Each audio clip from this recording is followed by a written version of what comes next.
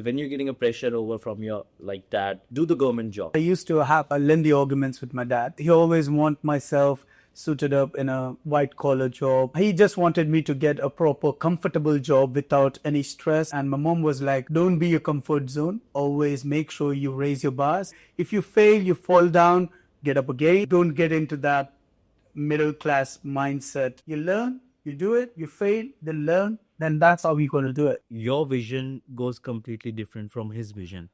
Is there any specific time came like, when you were thinking something different? So do you know any story like when you started and you got some emotional financial challenges and in the any sites or something? If no. Welcome back to PG Talks, and this is Bhavishya again and Jay with B. And hi Simon, hi Rameez, how are you? Not so bad. How are you? How's it going? Yeah, all good. Cheers. So as you have already know this thing that they have who they are, and they are the like big giants in the UK industry, and they are like I cannot introduce myself because I'm right now very small in this as an international student. I'm just in that progress where I can reach that milestone. So Simon, tell me about yourself. Like, where did you start the university? Like, where did you start? Let's start from your base. Oh, so yeah, I went to Coventry University myself, and I did building studies, and quickly realised property development was where I wanted to be. But like many people, the entry levels are quite hard. So we basically focused on educating ourselves in different aspects of development, and then quickly realised that there were different strategies you could implement, which meant that we would be able to secure properties for little or no money, and we would be able to basically gain our own sweat equity in certain sites and deals.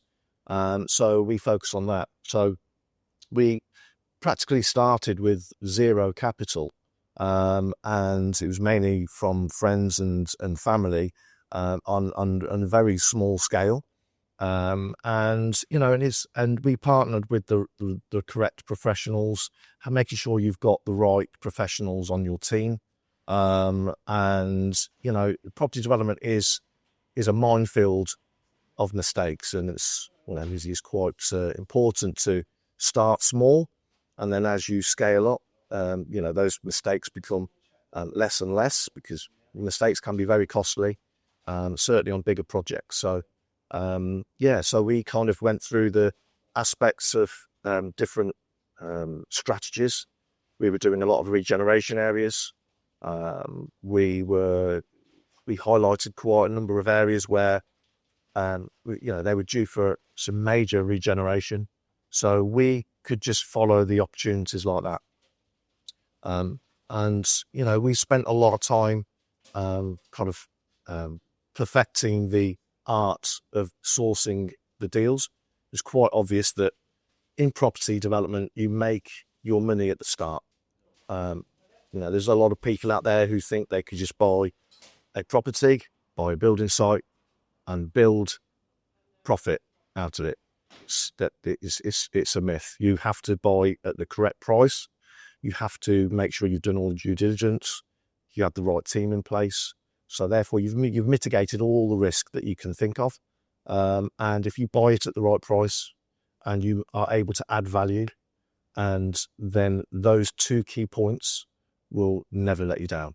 And that's the main thing that we realised at a very early age, mainly because we had to do it like that. And then over the years, we've just perfected the art of sourcing. So we'll go through hundreds of sites, even in a week. We're always happy to put offers on the table for most of the sites that we like. They might not be to the agents or the sellers' acceptance, of course, but that's where we are. We have a strict protocol in regards to what we want to achieve in our profit, and then we just move on, because it's just not worth the risk to us. We need to be able to make our profit at the end of it, and quite comfortably. So a lot of our sites we build to rent. So typically, if anybody knows the UK market, you have to have a minimum of 25% of equity left in the deal to do a refinance. How it works basically, I'm sorry, like, let's say where you started from, like what was your first job in this industry? And were you the sole entrepreneur, or like you were started your company with the partnership? So it's basically me and my wife, Okay. Ria O'Neill, who are the co-founders. We both did property courses, and we've had other businesses, and we've owned other businesses over the years, but we've always been in property. And so to answer that, we've always been entrepreneurs. So apart from having jobs when we were students, which probably doesn't account for the same, we've always been very entrepreneurial in that sense. Because that's spirit in you from before. Yeah, and I think that's always been there, and thankfully my sons are following suit. Oh, that's great. So yeah, and both very entrepreneurial themselves. So so hopefully that they certainly follow in those footsteps as well. So as being when you started with your wife, and when you like step into this business, do you face like initially any challenges, like, you don't have an expertise in this thing, although you have learned the course, but when we are doing Practical things. practical, people ask for the skills. Like, have you built something before, or like, are they the clients are trusting on your like will or your process, or like, have you shown something to them that they believe in you, or they believe in your vision? What was your like mindset when you just initially pitched the client? Started, like you have to make them believe that you're the right person. Sure. Well, I mean, that goes back to what I said previously, where you have to start relatively small. So, most financial institutions and lenders won't even lend any money to you if you've not had any experience. Yeah. However, I mean, even if you were to buy, for example, a buy-to-let, a lot of lenders won't even lend you the money for that if you haven't already got a rental property, which, is... so you have to figure out a way. It's quite, as simple as that. So, if you wanted to go and build a block of flats and you've got no experience whatsoever, you're not going to get the money. But in property development, there are different levels to achieve, but it's like you have to do the first level and then move on to the next level. You can't just start missing levels out, so to speak. So, we started off with buy-to-lets, and then HMOs, regenerational areas where we would just be refurbishing, and then we moved on to new builds and converting office buildings into apartments, and now we're building blocks of apartments, new build. So it's a gradual progression. There are many developers out there who've followed in the same footsteps because it's quite a natural progression for them. There's no you don't sidestep those different levels of progression. Right. And again, it's whether you're doing your first refurb on your first property to doing, what we do is the large blocks of apartments or new build schemes. It doesn't really matter. You need a good team behind you, whether it's just a strong builder who will carry out your refurbishment, because even on that you can come up with plenty of Just your team difficulties. so believes in the vision, so that they can give your vision actual what it's gonna be look like. So if you knows everything and your team is not giving you right efforts and everything, so there is no point of whatever you do, it's not gonna come into the reality until and unless you have a right team or you have a right mindset people with you. Yeah, I mean, you have to qualify what you hear and what you see. So if you had your own property and you were looking to build an extension, you'd want word of mouth. You'd want to go and see their work. you'd want to use a reputable architect. You want a reputable, you wouldn't try and do it yourself, or you wouldn't try and cut corners. So the principle is the same. It just, the larger you go, it's, there are more elements to consider in that. So, but the principle is the same for pretty much anything. You can kind of, rinse and repeat that with most businesses, really. So generally speaking, that's there are lots of parameters in any professional, whether it's the contractors or even the professionals. There's a lot of due diligence done in those particular fields, just to make sure that they qualify for that particular site or build. They might be the greatest architects, but if you're getting them to design something they've not done before, then that's not, and same with anything, planning consultants, and you can go through the whole list. So you have to have your systems in place as well. And it's important, like any business, to get those systems in place at a very early stage. And then you can just follow them and just keep adding to it. So what are the biggest emotional, financial challenges to have faced in your early stages? Like a story or something? Well, I think most sites come with their own stories. It's being able to going back to the right team and experience. So when things do turn up, you've kind of solved them before it's even a problem.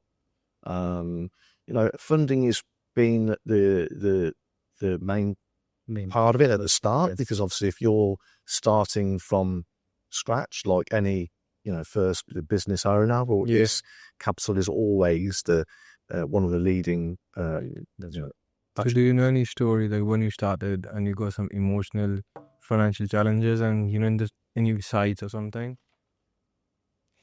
No. The man is too practical. What about Rameez? How did you started? How did you? I hope you cut that bit out. Yeah. How did you come into this thing and Into real estate? Yes. So I don't know if, whether that's, theoretically or practically, whatever you say, that's it's just like coming back to my family. We are from a business family, and it's from 4 generations. We have a manufacturing unit, like what they call, they use it here, or is it very popular in United Kingdom? I don't know, but back in India, we have the manufacturing unit of cement pipes, where the big pipes which they use for culverts under the roads, irrigation, and all. So we have, a medium scale, small scale, we can say, in between, in manufacturing unit, and it's been formed by my granddad, and then by my uncles, and then by my mom, my dad, then by me. And so it's just across the line. All we know, like, might be I'm from Ramz Sheikh, it's a Muslim family or no, but grown around Gujaratis, grown around Marwadis, grown around a proper Business people. Yeah, business people surrounded around me, So I was always into business up now. So back in the days when I used to do my bachelor's, so that's where my journey started. I have started my own surgical unit, medical devices, medical and surgical equipment devices. We used to be it's called as Ramez Surgicals, same as how it's Ramz Estate. People call me, I'm obsessed with my name. You seem to change it many times, but I don't know what it is. But I started it back in days. It's called Ramez Surgicals, and I have did a proper good turnover out of it. I can say that as an entrepreneur, I did what I can in that field. And suddenly when I started, and then there is a time called, everyone knows that's COVID, whole world got alarmed about it. So then my medical business got a real big jump. It shifted from You played well. it shifted from level 1 to level 10, you can call it like.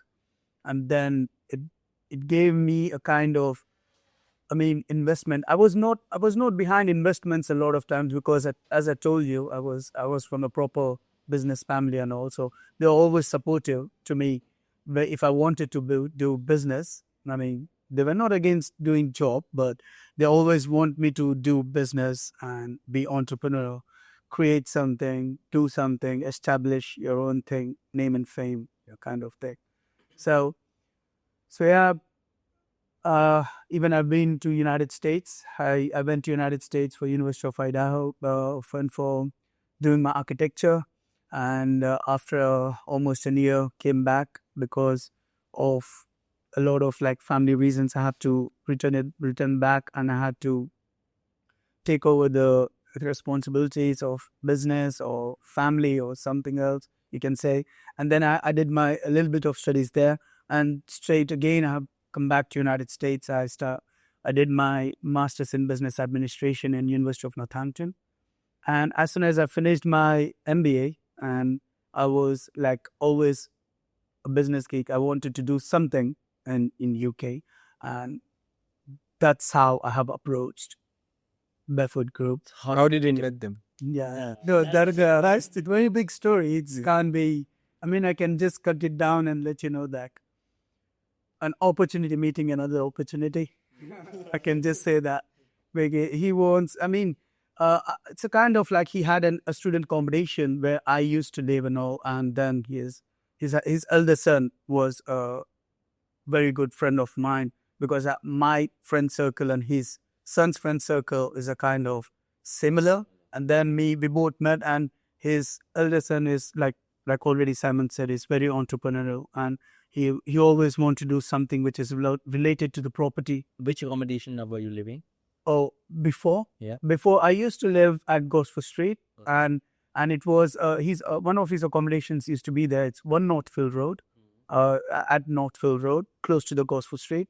It was 24 ensuites with 2 studio flats, if I'm not wrong. So that was the first property where You met. met him over there only. Not really. I met his son. Okay. I met his son, and after that, me and him used to. That's where I started experimenting the real estate market. Like he said, we never used to speak a lot about the blocks what already his dad have. He always wanted to build, and I always wanted to build of ourselves. Like take some more other properties which we have, do rent to rent, Right. do that, do this. I always be like an advisor, and he always be like an implementer, because he's the one who do the things more clearly.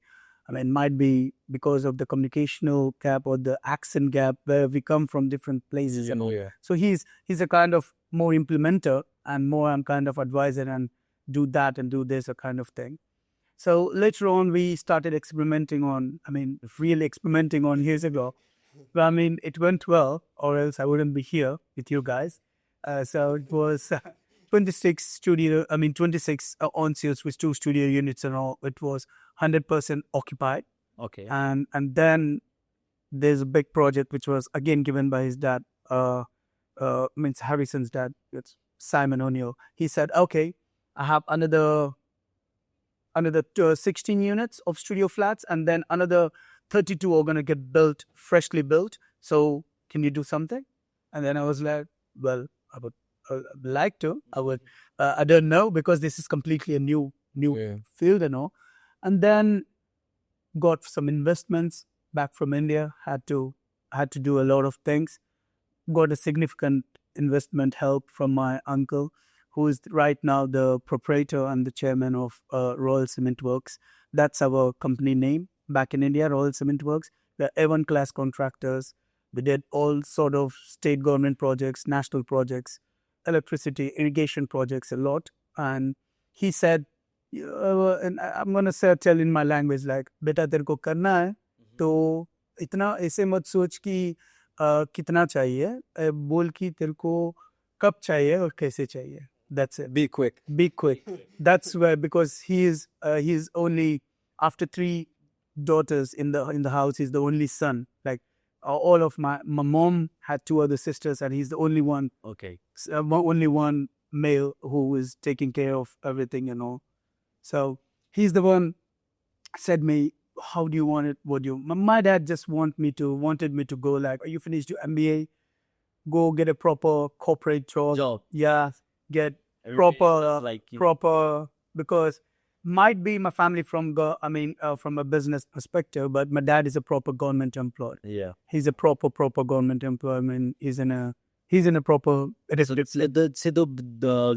the government employee always says that once you get a government job, you are stable because you're getting a monthly salary. But when you had a different vision, although when you were born and raised in a business mindset, you never fulfill your dream in like a government job. Like, okay, my vision is to grow something, and you are stuck in some situation that. So when you're getting a pressure over from your like dad that do the government job, but your vision is like, no, I have to do business. Were you getting any collapse, like any fight during that time with your dad? No, no, no, dad, I have to do this. But your dad is like, no, get the job, get this like some experience, then get into this business fields. Were you experiencing those things? Well, obviously, you're throwing back in my memories. So there was few instances where I used to have lengthy arguments with my dad, but he's always like he was not a troublemaker. I was always a troublemaker. So he always want myself suited up in a proper what do we say that white collar job, a proper guested officer, Yeah. kind of a government sector, because that's what my dad was bred and born. I mean, he's raised into it. So he just wanted me to get a proper, comfortable job without any stress, pressure, and all. But that's a completely a different side of the coin for my mom. And my mom was like, don't be a comfort zone. Always make sure you raise your bars. You do that. You do this. It we have significant amount of money to help you and all. We don't be like that. Your dad is like that. But coming back to my mom's side, they were all industrialists, and also they were like, तेरे को support है घर पे, तेरे को to don't worry about it. If you fail, you fall down, get up again. You fail it, fall, get up again. You learn. Yeah, you learn it. You're still young and all. You don't have to worry about it, and don't get into that middle class mindset, because I don't want to see you like that, and kind of. So my mom was a very big supporter of mine, along with my uncles and everyone. So yeah, I came and they helped me to start the first project. I mean, the second project technically, and it went really well again, 100% occupancy, and then knowingly or unknowingly, we were taking control almost 100 units, and it was less than 6 months, and I was like, Boom. but yeah, it's good. Monthly, I mean, more than like almost we're getting somewhere around 50 to 80 grand in between rents and all. And now it's a different story now, and you can see now Ramz Estates got partnered with Bedford Capital, and we are raising investments, and we are raising 50 million pound, and where the 26 flats and where the 50 million. So it was not it was not a cake. I mean, it's not a very cup of cake. I mean, it was a lot of things involved, struggle, a lot of self-learning and all. But Simon was not always a kind of person where he says that, okay, if you're not able to do it, you can't do it, or let me, like other landlords, what they do. Yeah. But he was like, you're not able to do it. Okay, let's sit. Let's have some beer. Let's sit down and let's take what beer is getting failed. Yeah. And he used to make sit down, and me and Harrison used to be there. As much as effort and love and care and nurture which he showed to his own son, as we are almost of the same age, he just said, you're just like my son, you don't have to worry about it. You do mistakes. I did mistakes while making the business grow to a certain level. He didn't took that as mistakes. It was like, what's the matter? You don't have to worry about that. You do this and then you learn it. You ask and you learn it. If you don't ask and if you don't take a proper inputs from money, then that's where everything stops. You do it, you fail, you learn, you do it, you fail, then learn, then that's how we got to do it. Without asking or without failing, you wouldn't know anything. Exactly. And then I felt that was like not everyone gets when they're in the budding state and all. And then he literally made me walk across, and he gave the responsibilities of millions of pounds of building. Like now, his building of Northfield somewhere around 2 to 3 million, and they're all in millions. I don't want to say exact figures because he know the exact figures of them, but they were all in millions. Like he said, the 20 million of portfolio, 70% or 80% of all the rental valuations what he is having right now is now taken. I mean, managed by Ramz Estates. Proudly, I can say that. And That's good. yeah, that's how it is. So Simon, like, do you when you were like doing any project, sometimes your vision goes completely different from his vision. Is there any specific time came like when you are thinking something different? Okay, rather than going this, we can do that. Like sometimes the mind changes. Okay, I can put this stuff over here, put things over, and sometimes Rameez saying no. If we're gonna put over this thing, it's gonna affect on this. Sometimes does it? There's any situation comes in between you, like something like that? Well, of course, you've got to give you've got to give people the responsibility, but that also comes with accountability. Yeah. So we normally, as a company, we're okay with people making mistakes, but what we won't accept is if there is a mistake, then it's just kept quiet. So if there is a problem, it needs to be solved. Exactly. Okay, and it's got to be solved quickly. So we encourage people to make decisions. Obviously there are tiered levels with that. But essentially speaking, it's that encourages all of our key personnel in our company to really drive this forward. We incentivize pretty much everyone in the company. You can't incentivize people if you're holding them back, because that's counterproductive. They're not going to feel like that incentive is actually worth anything. So everybody in the company has got to feel like they can push this forward. They can make those decisions, and they've got the comfort that we're going to back them. So, but there are kind of terms to that. If there are problems, we need to know about them. Yeah. And I would say 99 times out of 100, we would normally hear about a problem that's already been solved because of that ethic, if you like. That's fantastic. That's you push your employees before, and they know how to solve it. And we've got to make sure that we're kind of there, but we make sure that we provide the right support. So we've been to give you a perfect example, we've been in the hospitality trade. We were for a good 10, 15 years, but on and off 10 years collectively. So, and we've always as part of the property, we've kind of inherited, bars, restaurants, but quite nice restaurants and so on. So, we've been running them as well. And we've had managers, and we've had too many times to where we've had managers have come to us and said, "Oh, we're not happy with such and such, or we're not happy with them. So we're possibly going to, get rid of them." So we would say, show me the training that you've done, and show me how they, how they should know what you're saying. Yeah. And sometimes they hadn't even done that. So, the question was, well, who should we be firing? Because you haven't trained them. So, and that was kind of early days, and that's where the systems come in place again. Because you can't expect people to run your business how you want it to without the right proper guidance.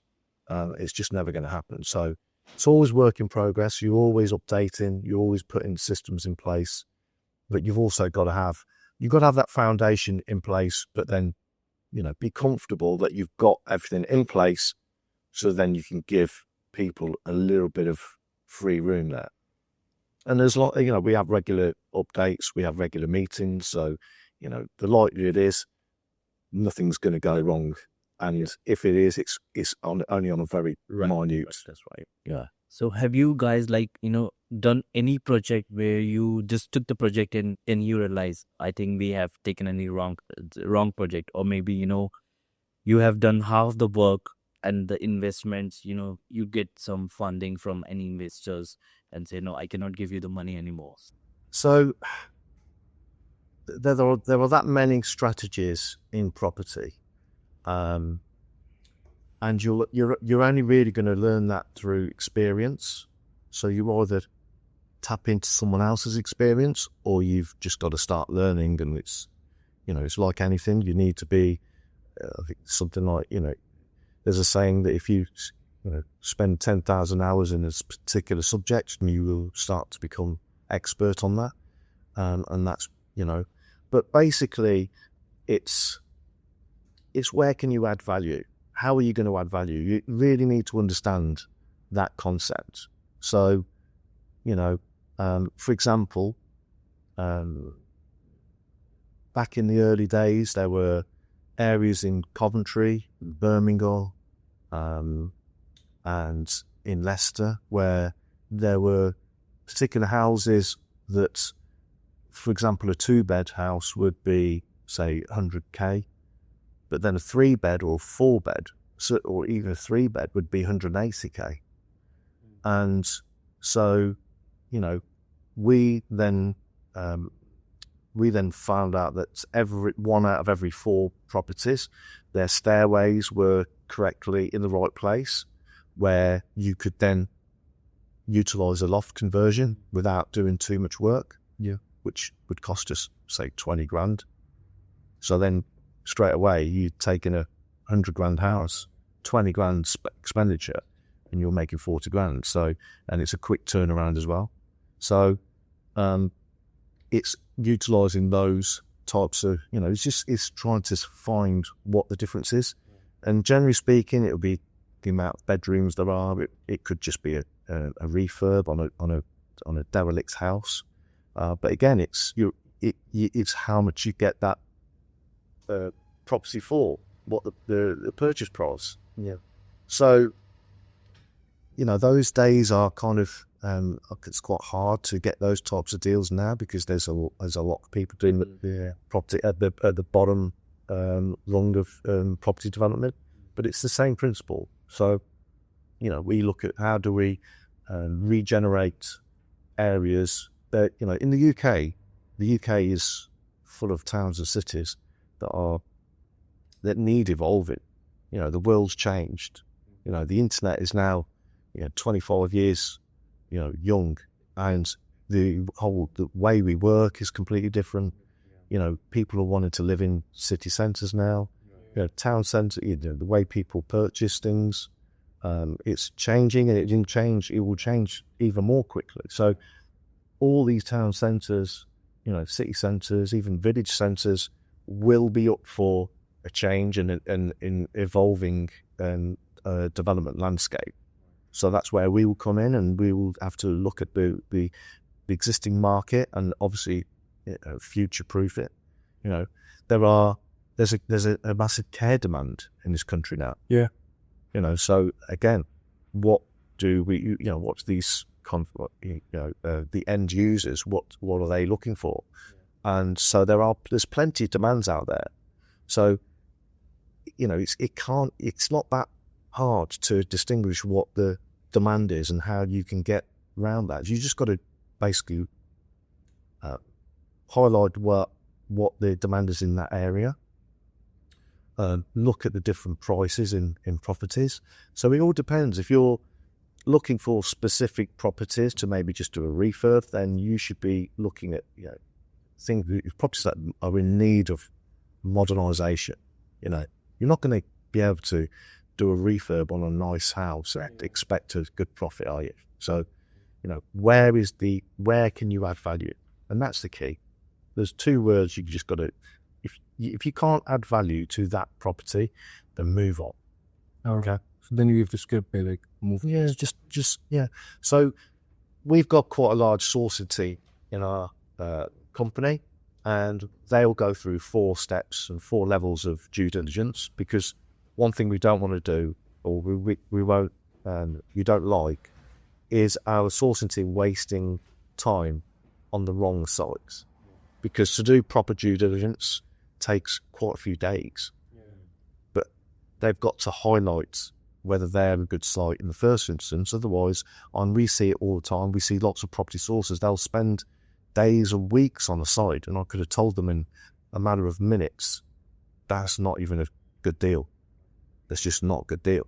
So you've just wasted a week. So we won't let our sourcing team waste time and energy on that. So it has to go through as kind of as a 4 kind of level stage of, 10-minute DD, and then it will go to maybe a couple of hours, and then we'll take it, then we'll get professional teams on it, and then we'll get, a proper due diligence appraisal on all of these sites before, and part of that is the price. Again, there's no point in wasting the time if it's overpriced. Yeah.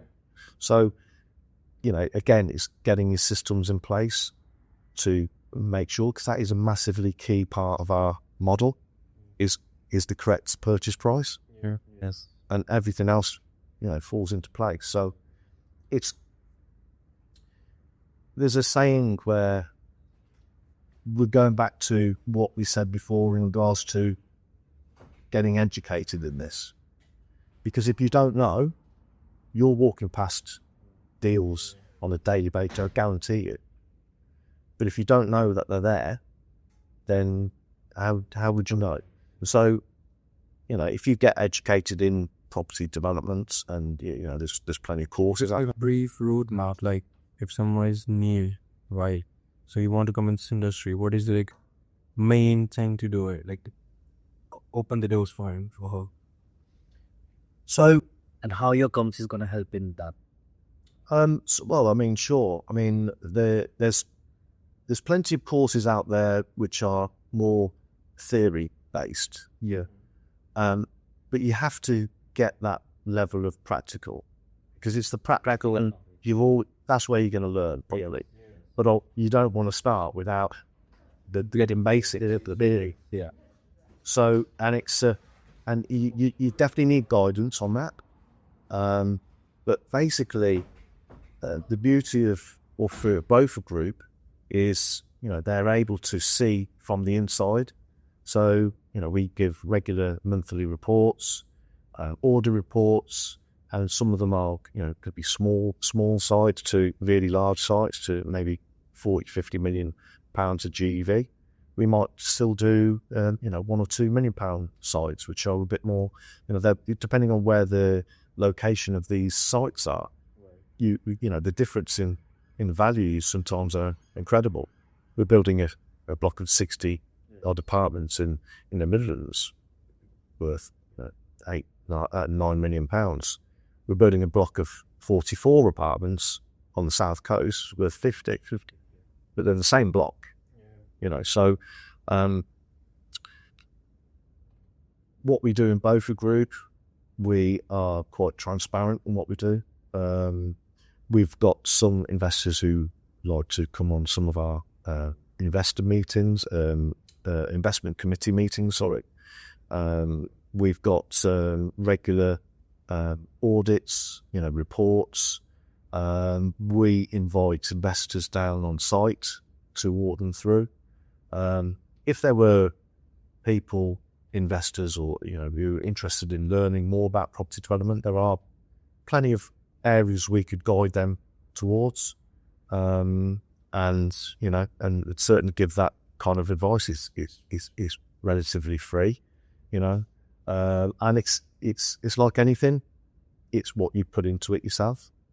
You have to put some hours into this to learn everything. The practical base and the based and practical base you need, right, for coming in the industry. Yeah, and I think if you are able to earn and learn, if you like, so if you were investing, you would probably see it from the inside, and then you'd pick up some quite good practical knowledge straight away, which you can implement if people wanted to do this themselves, I would always err on side of caution where I would most certainly say, go and get some education. And there's plenty of courses out there which, maybe a few days to a week long, which gives you enough of a grounding to understand the basics. And part of that is, getting the right team together, getting the right professionals in place, and just start small. Don't try and make after Ramez's first one. After coming the AI and the AGI boom, do you think your industry changed a lot? Because, before there was like people used to use AutoCAD for drafting and like they were used to make the blueprints on a sheet.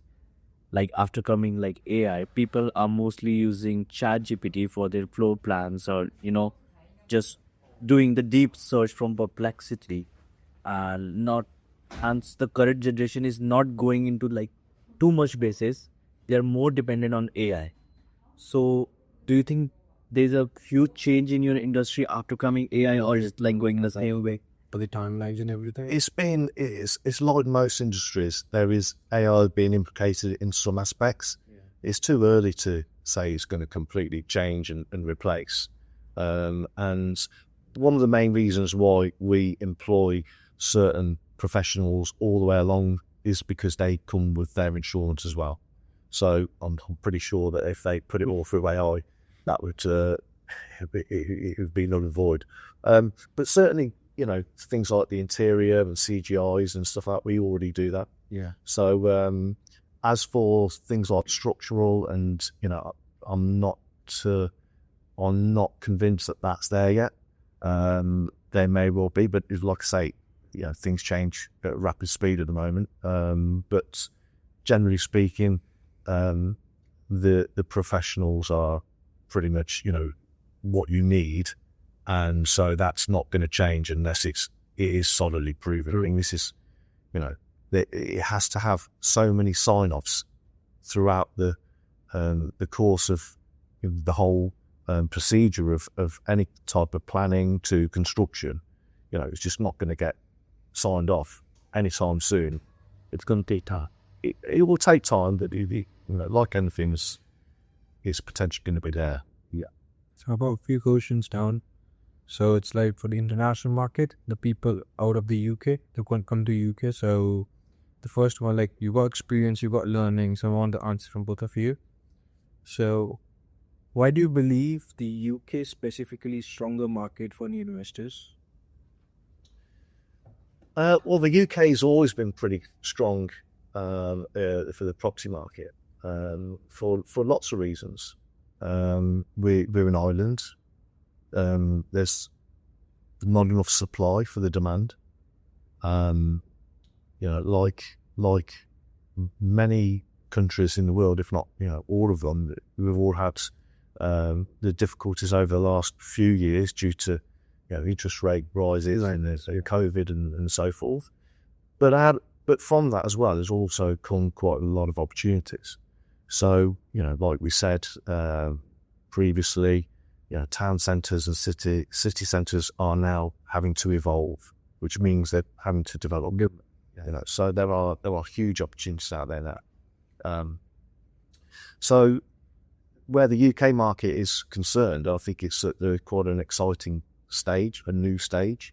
So once we're over the interest rate hill, if you like, which is already starting to improve, and we're seeing quite a lot of really good off-market deals and deals come to the market now.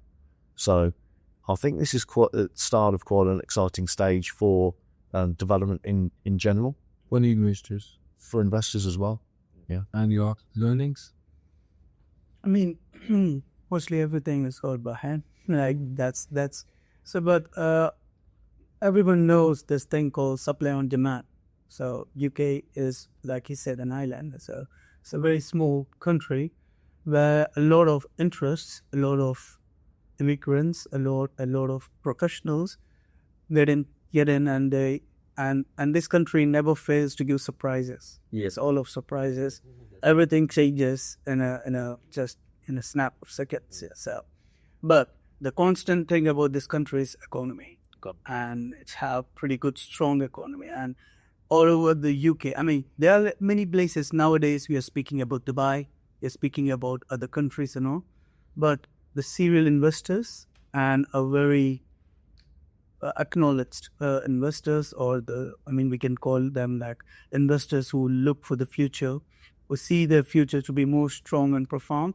They still get attracted towards UK market, and UK is an international market, was an international market, is an international market, and it's going to be booming always, even if it's going to be a slight change in few things. But still, I would like to say that a lot of people all over the world are still keeping their investments towards this, and you can say that now it's all over the social media. I don't have to say now that Indians have the most properties invested, and you know about India. They say in our language that tol ke naap ke aur soch samajh ke they invest.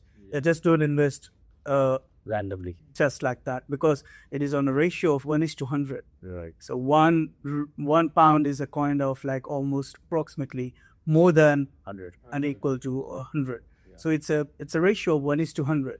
So, and Indians always think, I don't want to be politically incorrect or whatever, but Indians always think a lot, evaluate, calculate, assess, do a lot of due diligence before they get into something. So still we hold a lot of investments in UK. It means there is a ray of hope, and it's always visible.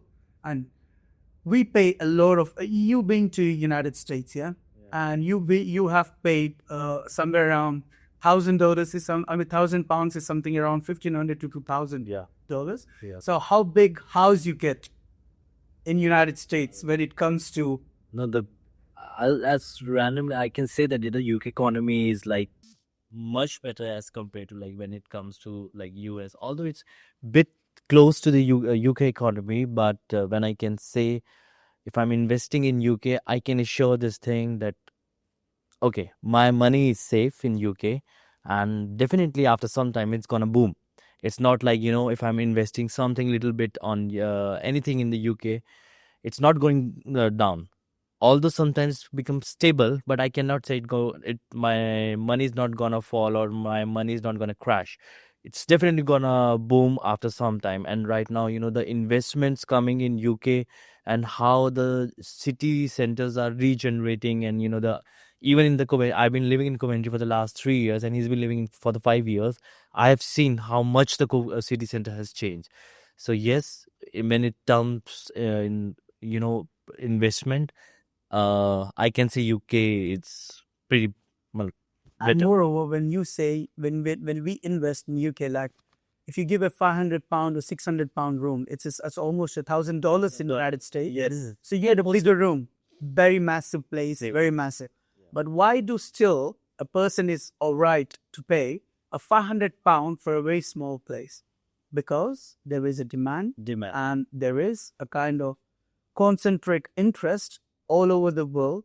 So just imagine, for smallest room, you have that 500 to 600 as of 2024 and 25, and rental valuation change every year by 10% on average, and you get yield a lot.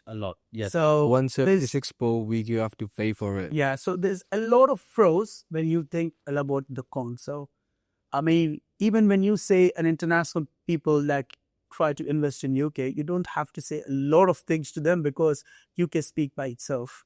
So you don't have to speak. Yeah, you don't have to pitch them about UK market. You just have to say that this is the place and this is where the development is going on. Do you want to be a part of it?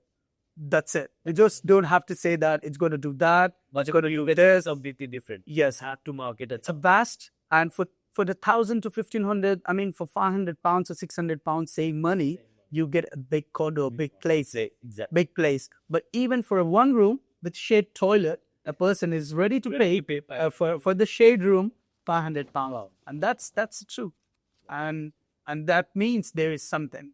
So that's why as you asked me, why I'm more towards now capital raising with Simon, with Bedford Group, with Bedford Capital, because I want everyone to do what I'm doing, because my Ramez Estates or my personal development is an example to everyone that I started and I invested, I kept a bit, and it got inflated and it got more within few years. And it's an example. So it means that if you invest on it and if you learn a little bit, even if you might be a fresher, like your previous question was how and what the doorsteps and all. Like he said, if you want to earn and learn, not learn and earn.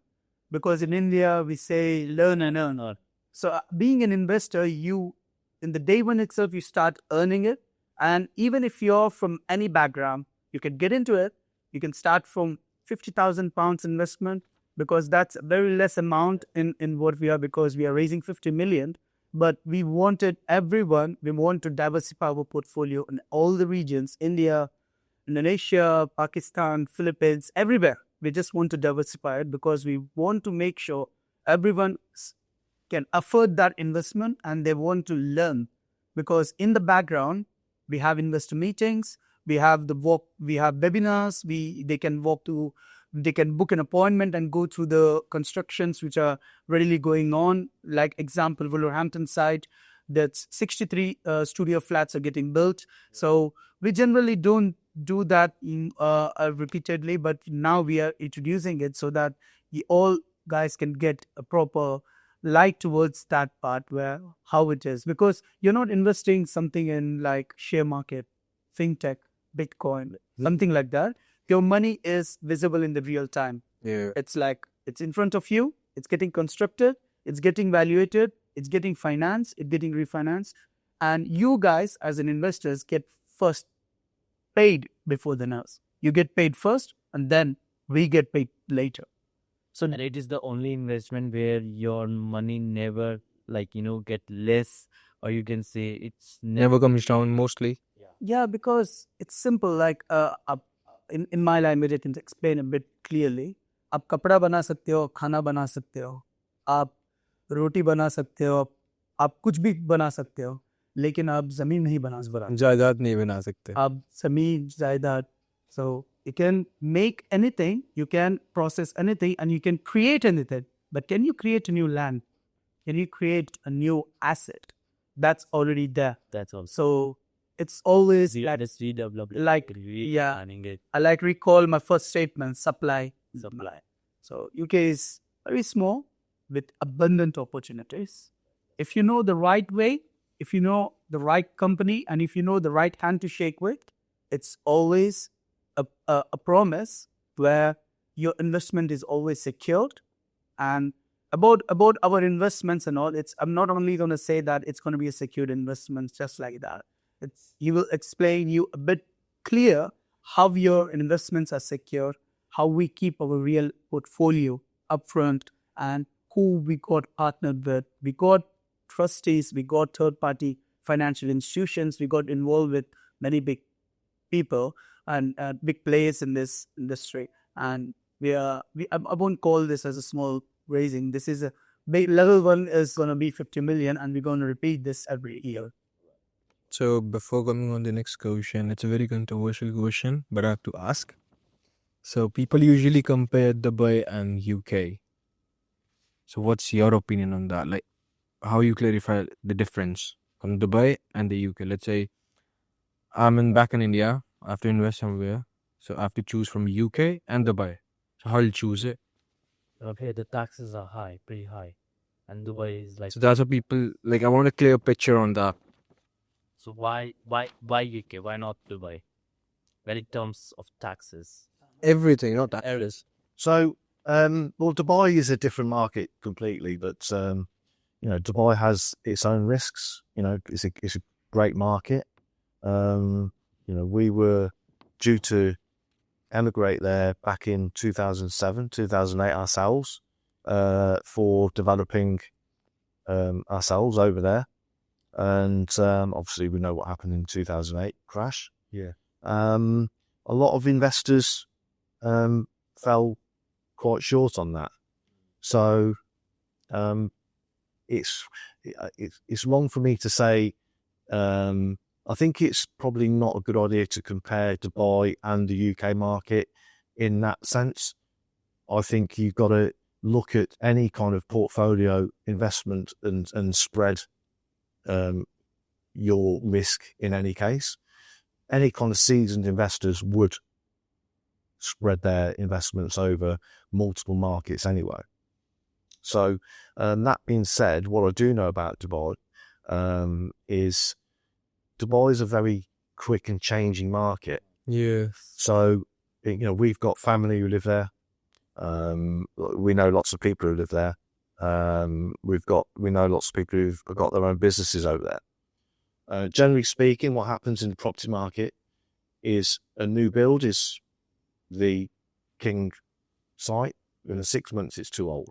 Too old, yeah, that's right. So it depends what your strategy is in Dubai. Yeah.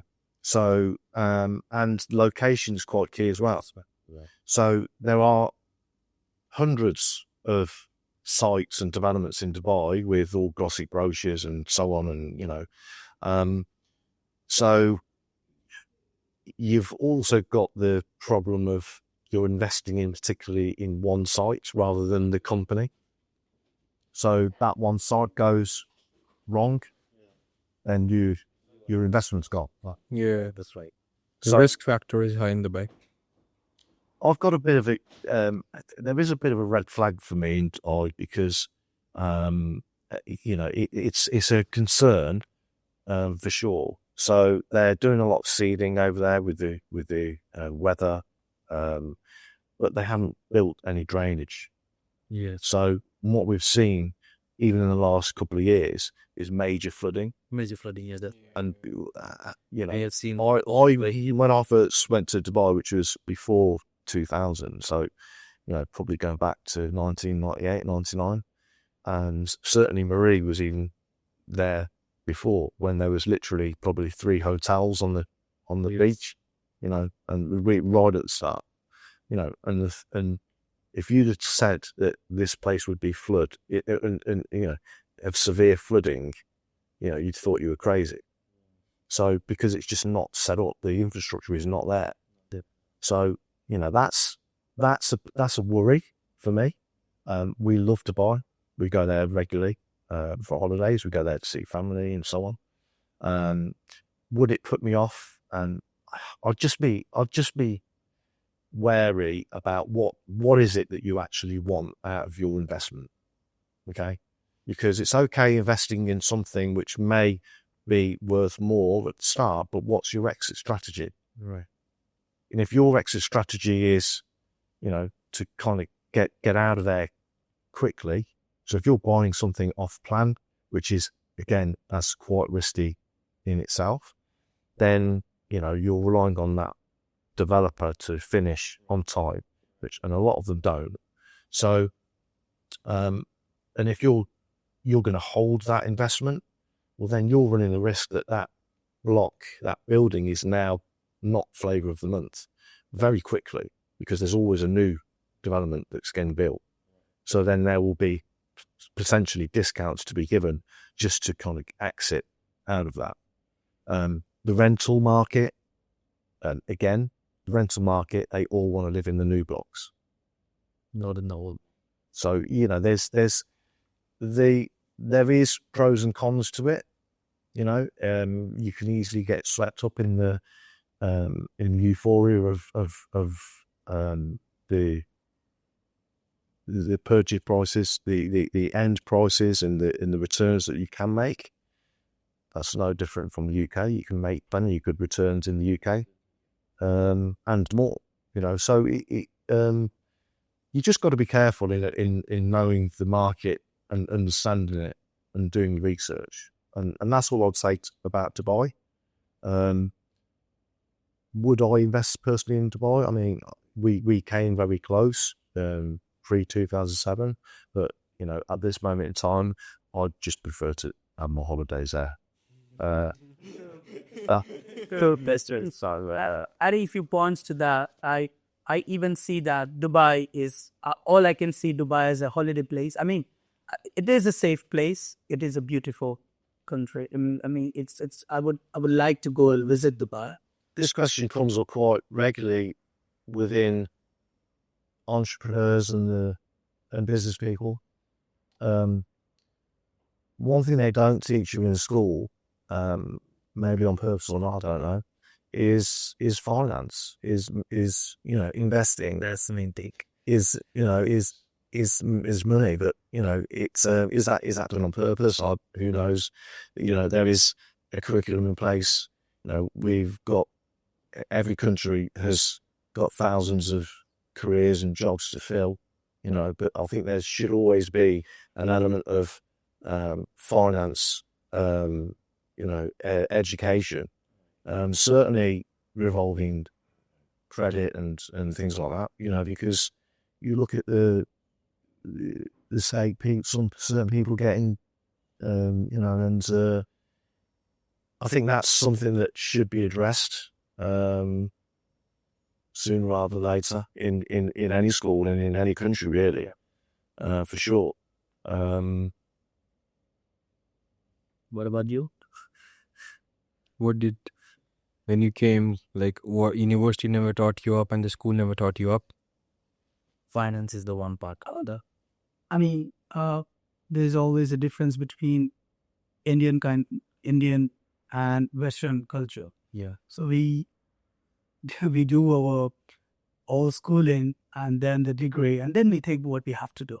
This is our matrix, and we can't get out of it. But there's always pros and cons of it. So I see university and wherever, like bachelor's or you master level, it's all about networking, meeting right people at the right time or getting more people. It's all what I always remember, because I mean my uncle or anyone who's like my mentors, like anyone said, it's not what you know, it's like who you know. That's what I feel about. Like, it's not always about what do you really know. It's all about who you know, because networking is the key to success, and networking is the key where you can scale up yourself, go out, meet people, learn, and then get yourself suited and try to do it.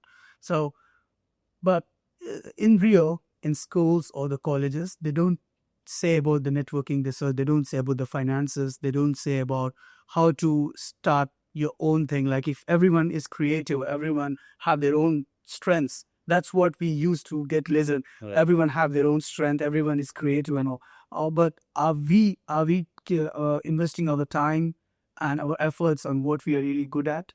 Are we really finding out or identifying our passion? And are we identifying our passion and are we working on that passion every day? No. Yep. We are behind the grades. We are behind the taps for the fake taps on the shoulder, getting like, yeah, good. Now do masters. Now do the PhD. But where do you really get at? Like, after getting all the degrees behind you, do you really want to look at it? If you really want to get educated and want to get doctorate and PhDs, it's fine, because few people really passionate about, they want it to be like, they want to get grades and all good. That's completely acceptable. But if you want to be an entrepreneur, you don't have to be a doctorate. If you want to be an entrepreneur, if you want to be successful, you really don't need a high degree intelligence and IQ. Because, long story short, what I do believe is, all the billionaires and millionaires, they are not well versed with their institution and all. They are well versed with only one thing: doing a thing, failing it, and learning the mistakes from getting the mentorship and doing it again, and doing it in a different way and a better way, and then again fail it, and then doing it again and again and again. That's what I know how they do it, because I have met a millionaire and his friends are billionaires, and everyone, when I meet from through him and all, they're not very, very smart or very IQ, and they're not very easy people. There is about mental of robotics and all. I don't think Simon's visions. Are you intelligent? I mean, I can say you have a good IQ. He's a smart. He wants things to be running in a quicker ways. So he believes in practicality. Practical. He won't care if I have a degree or. I always The training session coming very quickly, I think. I'll start it. Yeah, indeed. Thank you, Simon. Thank you so much for coming on the podcast. Thank you for coming for PG Talks. And if any last words to our audience about your company, about yourself, and if you want to invest anything, it's all yours. Yeah, just look us up. Look us up on BedfordGroup.com, BedfordCapital.com, and great to see you. thank you for inviting us, guys, and thank you. Keep supporting, and if you're facing a problem with accommodation, home to call, where you need PG Talks. PG Talks. Follow PG Talks, and they will guide to Ramz Estates, and will bring you to the properties of Sam Norian, the landlord. So thank you guys again. Keep watching our podcast.